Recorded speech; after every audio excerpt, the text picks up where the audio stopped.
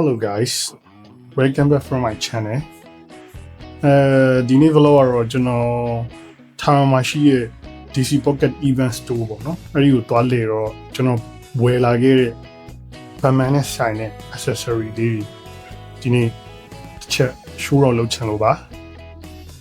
။အဲဒီတော့ကျွန်တော်ဝယ်လာခဲ့တဲ့ပစ္စည်းလေးပေါ့နော်။ Okay. အဲ့တော့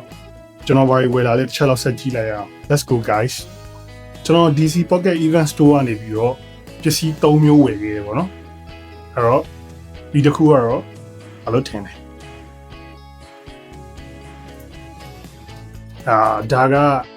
tissue box ပေါ့ဗျာပြောရလို့ရှိရင်တော့ဒါ tissue box ပုံမှာ things က Joga things so ဒီမှာဒီကဟာဆိုရယ်ဟာလေးပါတယ်နော်ပြီးတော့လုံးဝဒါကလုံးဝDC နဲ့ official license ယူပြီးထုတ်ထားတဲ့ဟာပေါ့နော်ဆိုတော့ဒီမှာသူ့ရဲ့စာသားလေးပါတယ်ဒီမှာဂျိုကားရဲ့မျက်နှာပါတယ်သူကသုံးမယ်ဆိုလို့ရှိရင်ဒီကောင်လေးကိုဖွင့်ပြီးတော့ဒီထဲမှာ tissue box ထဲပြန်ထုတ်ပြီးသုံးပေါ့နော်ဆိုတော့ကျွန်တော်ရဲ့ computer စပွဲပေါ်မှာထားခြင်းလို့ပေါ့နော်ဒီကောင်ကBatman တင်းအနေနဲ့ဆိုရင်နှစ်မျိုးရှိရပေါ့နော် Batman နဲ့ Joker နဲ့ပြီးတော့ Superman တင်းနဲ့လည်း tissue box လေးလာအဲ့တော့ကျွန်တော်၃မျိုးပေါ့နော်၃မျိုးရွေးလို့ရတယ်ကျွန်တော်ကတော့ Joker favorite ဆိုတော့ကျွန်တော်ဒါလေးရွေးလိုက်ပါတယ်နောက်ထပ်တစ်မျိုးကတော့ Batman things နဲ့ T ပေါ့နော်နောက်တစ်ခုဝယ်လာတာဒါလေးဖြစ်ပါတယ်ကောင်းလေးကလေဆွတ်လေးပါတယ်ဆွတ်မှာကအစားဒီ Batman logo နဲ့သူ့ရဲ့ official license ယူပြီးထုတ်ထားရဲဆိုတော့စာသားလေးပါတယ်နော်ဒီကောင်ကခောက်ထီးပေါ့နော်ဆိုတော့ဒါမျိုးပေါ့နော်ဆိုတော့သူ့ရဲ့ဒီထီးရွက်ပေါ်မှာလည်းဒီကောင်ရဲ့Batman logo နဲ့စာသားလေးပါတယ်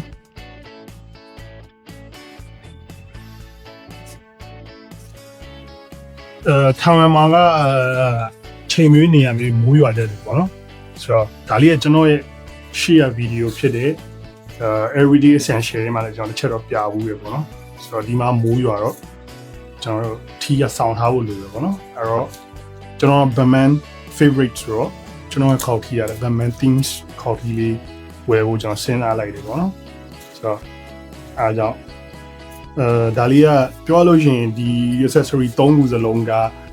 ကျွန်တော်မျိုးသမီးကပြီးခဲ့တဲ့ July ကျွန်တော်မွေးနေ့အတွက်မွေးနေ့လက်ဆောင်ဝယ်ပေးရပါတော့ Okay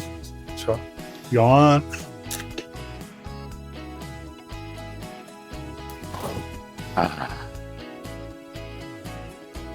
းမျိုးပေါ့နော်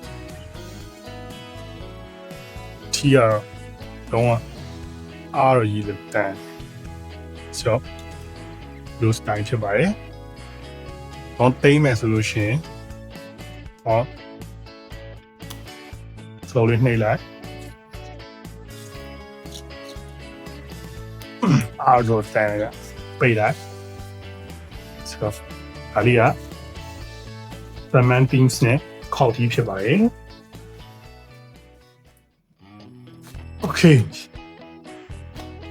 နောက်တစ်မျိုးကတော့ကျွန်တော်ဝယ်လိုက်ထဲမှာအကြီးဆုံးပစ္စည်းလို့ပြောလို့ရတယ်။ရောင်းကလို့တာဝါပေါ့နော်။ဒါပေမဲ့သူကဒီလိုတာဝါဆိုပေမဲ့တုတ်ဖို့တဲ့ဒီ decoration အလှဆင်တာလို့ပါတော့အတွက်ပေါ့နော်။ဆိုဒီကောင်လေးကိုကျွန်တော်လောလောဆယ်ကျွန်တော်ဘယ်နှမှာ decorate လုပ်ရမလဲမသိသေးတဲ့အတွက်ကျွန်တော်ဖောက်တော့ဖောက်ပြီးသွားပြီဒါပေမဲ့ကျွန်တော်မသုံးရသေးဘူးပေါ့နော်ဆိုဒီမှာဆိုလဲသူရဲ့ဒီ product information တွေ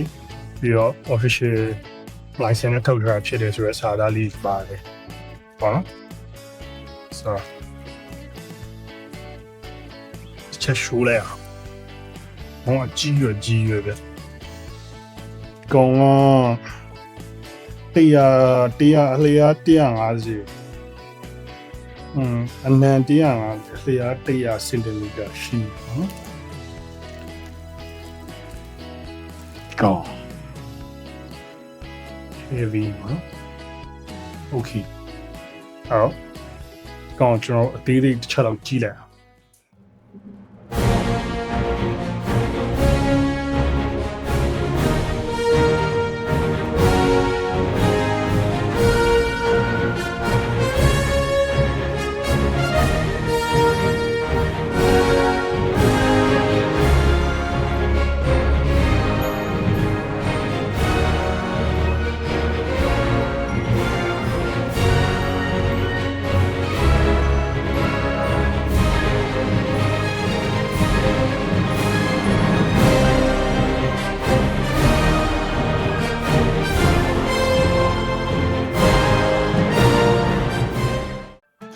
ကျွန်တော်သွားခဲ့တဲ့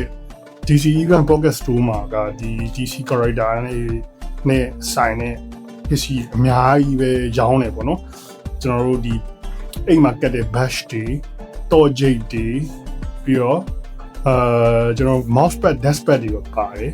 ခေါင်းတွေပါတယ်တူတူ bag တွေပါတယ်ဒါပေမဲ့သူကအဲ့ဒီကျွန်တော်သွားတဲ့အချိန်မှာက Superman ကအသစ်တင်တာမကြသေးတဲ့အချိန်ဆိုတော့သူက Superman နဲ့ပတ်သက်တဲ့ themes တွေ accessory တွေကိုလည်း